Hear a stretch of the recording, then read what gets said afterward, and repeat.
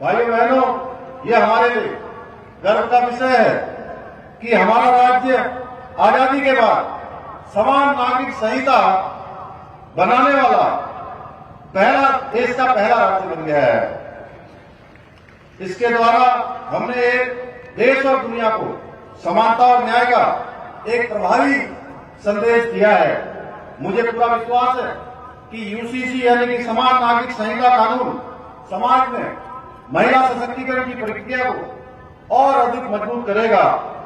हमारी सरकार द्वारा अंत्योदय परिवारों को 3 गैस सिलेंडर देने, प्रदेश की महिलाओं के लिए 30% का क्षैतिज आरक्षण की व्यवस्था लागू करने, पुनः सरकारी नौकरियों में खेल कोटा प्रारंभ करने एवं उच्च शिक्षा प्राप्त कर रहे प्रदेश के विद्यार्थियों को छात्रवृत्ति देने जैसे अनेक अभूतपूर्व निर्णय लिए गए हैं।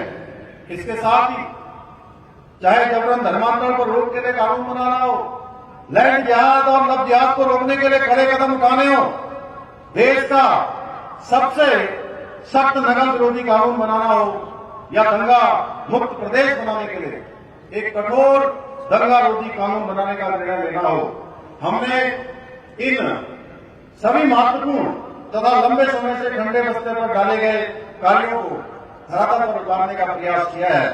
भाइयों बहनों, हमारा उद्देश्य प्रदेश के सभी लोगों की समस्याओं का संपूर्ण समाधान करना है। इसके लिए सरलीकरण, समाधान और निस्तारण और संतुष्टि के मंत्र को ध्यान में रखकर हम निरंतर कार्य कर रहे हैं। अपनी सरकार portal, e cabinet, e office, CM helpline, सेवा का अधिकार और ट्रांसफर एक्ट की पारदर्शी व्यवस्था के चलते कार्य संस्कृति में गुणात्मक रूप से सुधार हुआ है। अब प्रदेश का कोई भी व्यक्ति 1064 यानी कि 1064 पर शिकायत कर भ्रष्टाचार को समाप्त करने में अपना योगदान दे सकता है। इसी ऐप के माध्यम से हमने अब तक करीब 100 से अधिक भ्रष्टाचारियों को जेल की सलाखों के पीछे भेजने का काम किया है। भाइयों बहनों, हमारे शास्त्रों में कहा गया है, नारी तू नारायणी, यानी कि हमारी सरकार भी मातृशक्ति को सर्वोपरि मान उनके उत्थान के लिए निरंतर कार्य कर रही है। मेरा मानना है कि जब एक महिला आर्थिक रूप से मजबूत होती है तो वो न केवल अपने परिवार को बल्कि अपने समाज एवं प्रदेश को भी और देश को भी मजबूत करने का कार्य करती है। इसी को देखते हुए हमारी सरकार ने स्वयं सहायता समूह की महिलाओं तथा स्वरोजगार के क्षेत्र में कार्य कर रही महिलाओं के लिए मुख्यमंत्री एकल महिला सशक्तिकरण स्वरोजगार योजना और लखपति दीदी योजना जैसी अनेक योजनाएं प्रारंभ की हैं। इन योजनाओं के माध्यम से महिलाएं स्वरोजगार के क्षेत्र में बहुत अच्छा काम कर रही हैं, बहुत बेहतर काम कर रही हैं।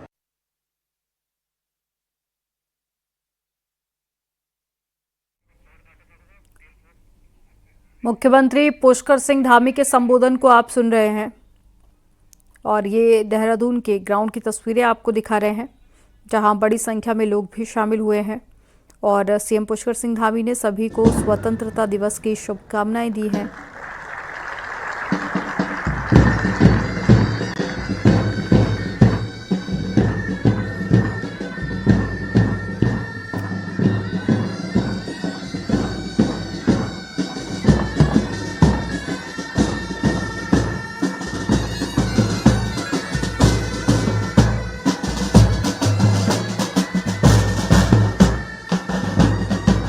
वरदानों की सिद्धि तपस्या की क्षमता पर आधारित है। जिसने सब कुछ खोया उसका सब कुछ पाना निर्धारित है। मरने की सीमा तक यदि संग्राम किया है इस काया ने, अगले पल उस काया में जीवन आशातीत सजेगा। निश्चित है इस ड्योढ़ी पर कोई अनुपम गीत सजेगा, कोई अनुपम गीत सजेगा। यह भव्य आकर्षक बैंड प्रस्तुति आईटीबीपी के बैंड द्वारा।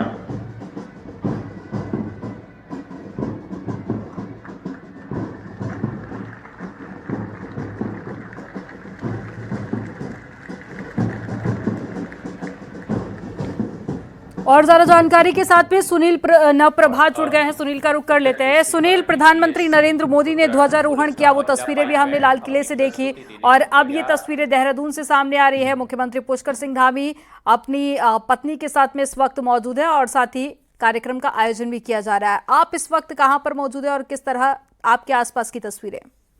देखिए, मैं परेड ग्राउंड में मौजूद हूँ जहाँ पर स्वतंत्रता दिवस का मुख्य समारोह यहाँ पर आयोजित हो रहा है। मुख्यमंत्री पुष्कर सिंह धामी ने यहाँ पर ध्वजारोहण किया और वो सपत्नीक समारोह में पहुंचे हैं। इसके अलावा सांसद टीवी राज्य लक्ष्मी शाह इसमें मौजूद है, नरेश बंसल यहाँ पर मौजूद है, कैबिनेट मंत्री सुबोध उनियाल, मुख्य सचिव यहाँ पर मौजूद है, तो बीजेपी के प्रदेश अध्यक्ष भी इस समारोह में मौजूद है।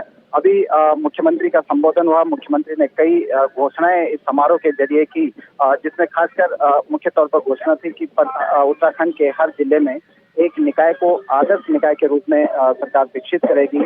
उद्योग, बागवानी और कृषि के क्षेत्र में उत्कृष्ट कार्य करने वाले काश्तकारों को भविष्य में सम्मानित किया जाएगा और इसके साथ साथ वृद्धावस्था पेंशन, विधवा पेंशन, दिव्यांग पेंशन के साथ कई अन्य घोषणाएं मुख्यमंत्री ने की हैं कि जो अभी तक धनराशि 4,000 दी जाती थी वृद्धावस्था पेंशन के रूप में या विधवा पेंशन के रूप में, उसको बढ़ाकर 6,000 रुपए यहाँ पर मुख्यमंत्री ने किया है। अभी यहाँ पर विभिन्न जो अलग अलग कैटेगरी के जो यहाँ पर लोग हैं, एनसीसी के चाहे कहें या सैनिक बल के हैं, यहाँ पर मुख्यमंत्री उनकी परेड की सलामी अभी ले रहे हैं परेड ग्राउंड में। जी, शुक्रिया सुनील आपका।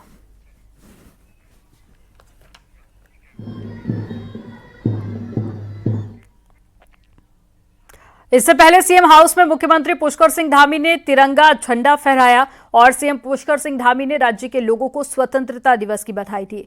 वहीं मुख्यमंत्री धामी ने सभी स्वतंत्रता सेनानियों को नमन भी किया और सीएम धामी ने राज्य में बाढ़ और भूस्खलन के लिए सभी पीड़ितों को श्रद्धांजलि दी। सीएम ने यह भी कहा कि कैप्टन दीपक रावत का बलिदान व्यर्थ नहीं जाएगा और हम अपने दुश्मनों को करारा जवाब देंगे। पूरा देश और प्रदेश की जनता कैप्टन के शोक संतप्त परिवार के साथ खड़ी है।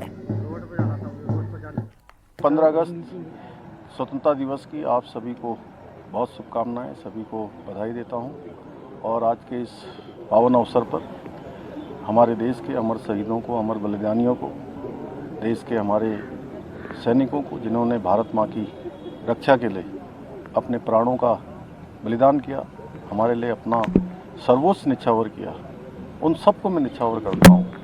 और आपदा में जो हताहत हुए हैं, जिनके परिवार के बीच के लोग उनको छोड़ के गए हैं, उन सभी के प्रति भी श्रद्धांजलि व्यक्त करता हूं। और हमारे प्रधानमंत्री आदरणीय मोदी जी के नेतृत्व में आज हमारा देश तेज़ी से आगे बढ़ रहा है। आज विश्व के अंदर भारत दुनिया का सशक्त भारत, समृद्ध भारत के रूप में आज पहचान बना रहा है। हमारे शहीदों के, हमारे बलिदानियों के, हमारे सैनिकों के, स्वतंत्रता संग्राम सेनानियों के जो सपने थे, उन सपनों को हम सब साकार करें।